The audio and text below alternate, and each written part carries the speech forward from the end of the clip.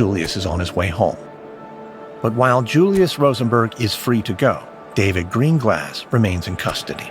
The same day Julius is interviewed by the FBI, David is arraigned, with bail set at $100,000. Afterward, he's moved to a nearby detention facility where he finally meets with a lawyer for the very first time. In speaking with him, David boasts about the game he's played with the FBI. He thinks he's been smart, but the lawyer chastises him. He and Ruth are in a lot more trouble than David seems to realize. A few days later, David's family meets with the attorney John Rogge to discuss the situation. Ruth has now been released from the hospital and is well enough to attend this meeting, along with half a dozen members of the Greenglasses' extended family. Rogge's first question to them is whether they'll be able to post David's bail or pay his legal fees. Certainly, none of them have enough to put up the enormous bail.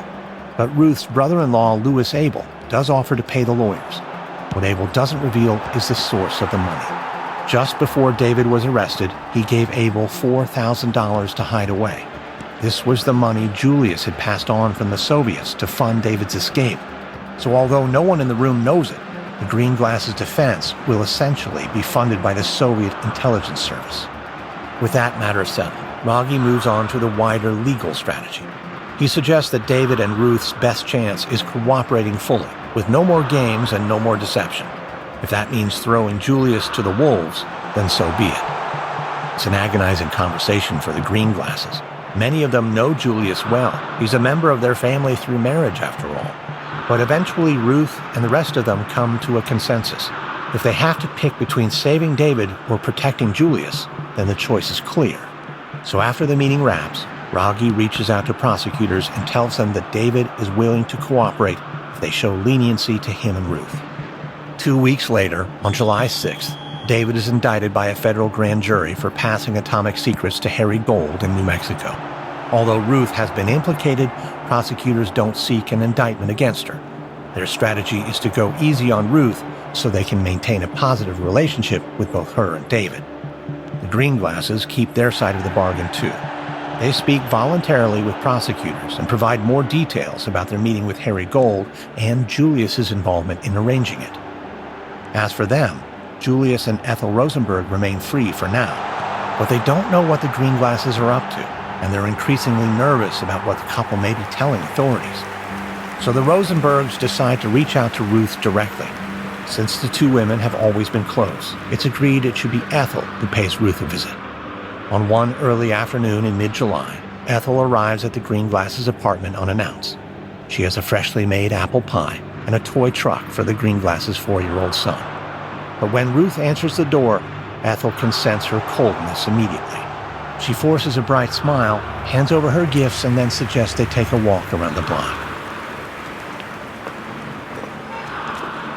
We haven't really talked since you got out of the hospital. How are you? You look well.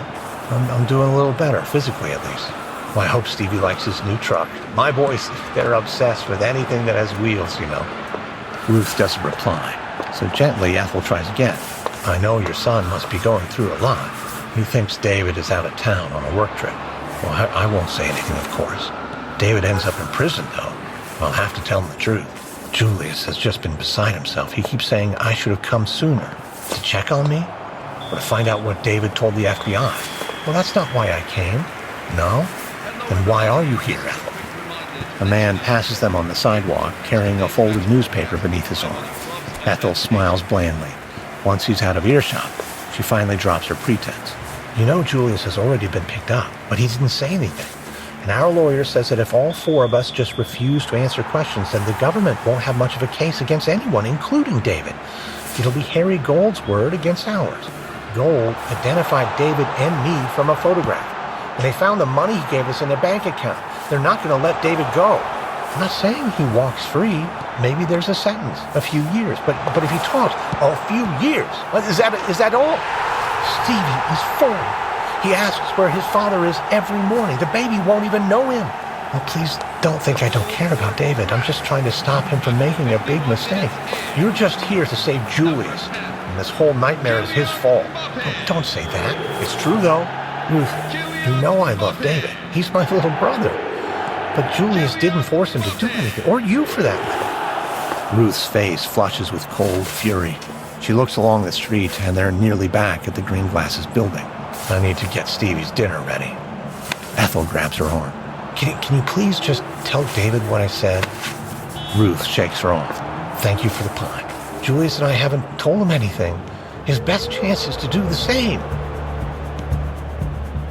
As Ethel Rosenberg watches Ruth Greenglass walk away, she knows her mission today has failed. Still, David's testimony is all that really matters, and until he takes the stand in court, Ethel will hold out hope that her brother will come to his senses, and maybe then they can avoid a civil war between the two families, a war that could destroy them all.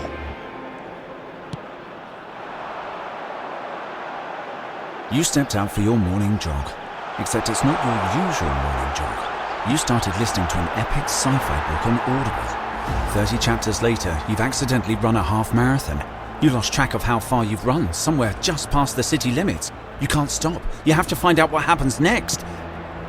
Then it's over. The universe seems bigger. You feel different. You feel like you have no idea where you are. Audible. Stories that speak to you. What if AI could recreate the voice of somebody you loved who died? What if it destroyed your reputation with words you never said? And what if you fell in love with something that was never human? I'm Mark Fennell, and in my brand new Audible original podcast, I'm travelling the globe to investigate the very personal ways AI is already changing our relationships, our memories, and our sense of what is real. Unreal. Listen now on Audible.